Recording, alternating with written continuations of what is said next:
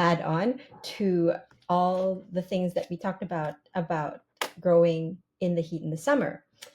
There are things that you need to do to keep your plants alive, and we talked about that in the last newsletter um, and last video. But there are also things that you should not do, and those are the following three things. One, don't get heat exhaustion like I did.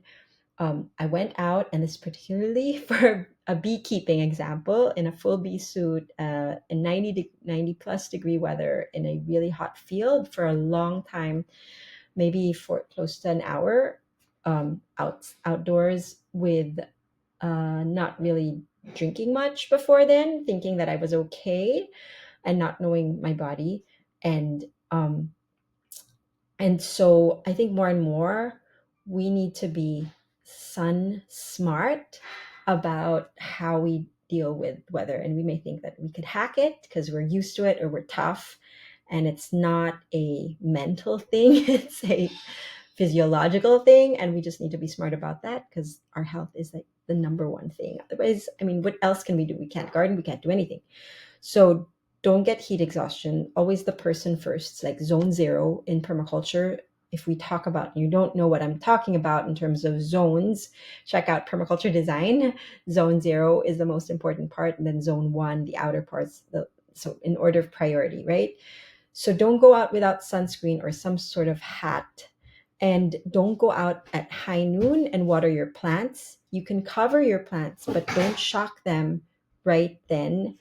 In the Philippines, we have something called pasma, which is the word for thermal shock, where if you water them in the heat of the sun, not only does the water evaporate right away, and does not really do them much good, so you're just like wasting water, it also shocks them to some extent. And don't feel bad if you can't go out in the garden right now and you're trying desperately to keep your plants alive, but you yourself are at risk of being not being safe because of it.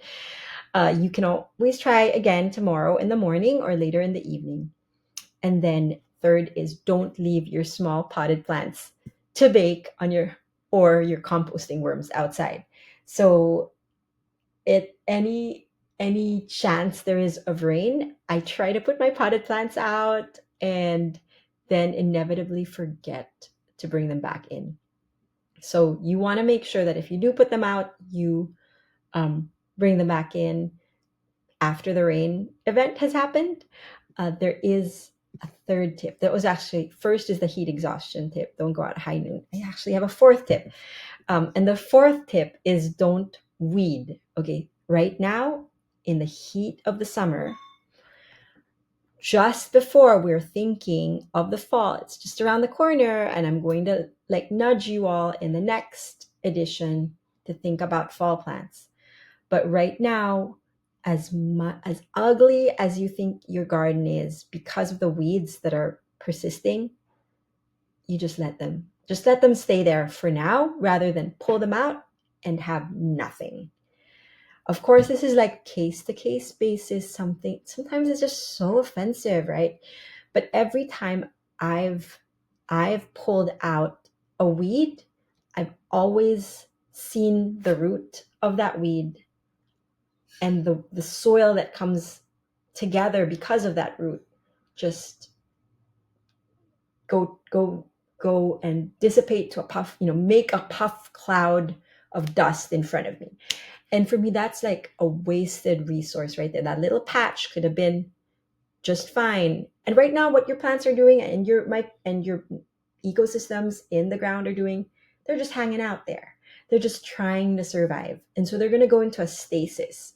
And by uprooting wherever the weeds are at this point in time, you are destroying that stasis and you are making it impossible for them to ever go back to normal again, because they can recover. Some of them can recover. You put a little shade cloth, you water, you do the tips that we had talked about in the last video, they can recover. But if you're rooting around the soil, poking around there and disturbing disturbing the soil system, then you want to stop that. Okay. And if you need to, it looks really ugly, just chop and drop and keep the roots in place.